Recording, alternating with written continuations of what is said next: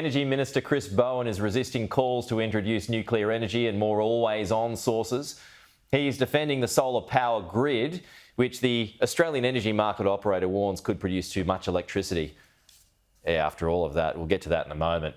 AEMO claims power should be granted to shut off solar generation to prevent the grid from being flooded with excess energy on sunny days. The Nuclear for Australia chair is criticising the body, arguing nuclear energy would be cheaper and more efficient. The laws of economics have been thrown out of the window in order to satisfy the planning of the so-called system plan ISP of AEMO, which is a work of fiction. I mean, Joseph Conrad would be proud of it, or some other author from the 18th century. But we are trying to live in this century where 40 countries, democratic countries around the world, are moving to nuclear. And we, as an apparently democratic country, have a ban. Matt Canavan, the National Senator's got a view on this, as he does for many particular topics, like Tom Piotrowski does as well. Matt, it's good to see you this morning. So, look, let's start off with AEMO there, because for many years now, folks have been told to do their bit, invest in solar panels if they can. Now AEMO wants the power to shut it off because there's too much. Thoughts? Well, look, it just demonstrates, Peter, that there can be too much of a good thing. I've never been against solar power. The coalition's not against renewables, but you can have too much of a good thing. You need to have a balance in any system. And the problem we have in our system is there is too much solar power in the middle of the day now. There's an excess of it. So more coming onto the grid causes problems there to balance supply and demand. And there's another factor that doesn't get spoken about a lot. It's quite technical, but really, really important. Anybody that's sitting at home right now under a light probably doesn't notice the fact that it's actually flickering on and off. Your light is flickering on and off. You just can't see it with your human eye. It goes up and down on a frequency of 50 hertz.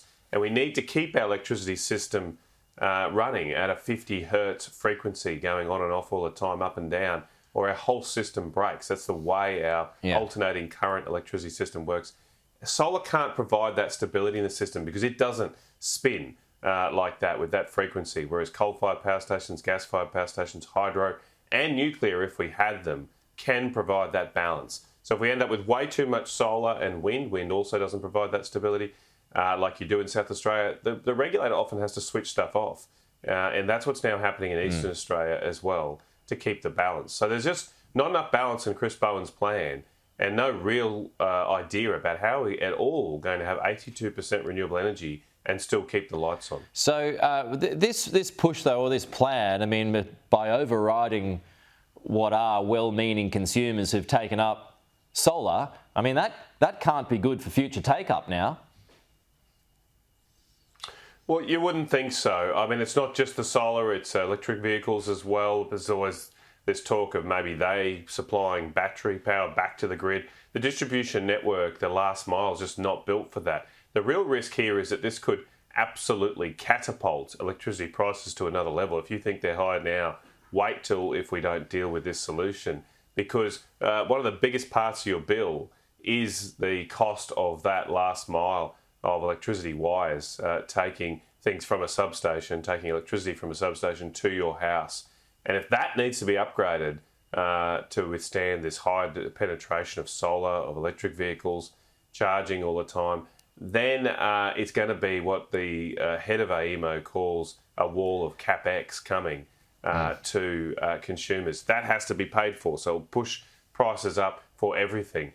I mean, it's not mentioned in the article today, but come next year, customers in Sydney will have to pay a sun tax.